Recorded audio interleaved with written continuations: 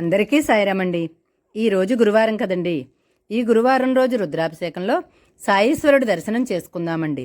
ఈ గురువారం రుద్రాభిషేకం వారం పూజ కీర్తిశేషులు ఉండవల్లి కన్నయ్య గారు ధర్మపత్ని లక్ష్మీకాంతం దంపతుల కుటుంబం పేరున జరిగింది. వీరి కుటుంబ సభ్యులే ఈ రుద్రాభిషేకాన్ని చేయించుకున్నారు. ఇప్పుడు కొద్దిగా పూజ చూసి హారతి తీసుకుందామండి. సాయిరామండి.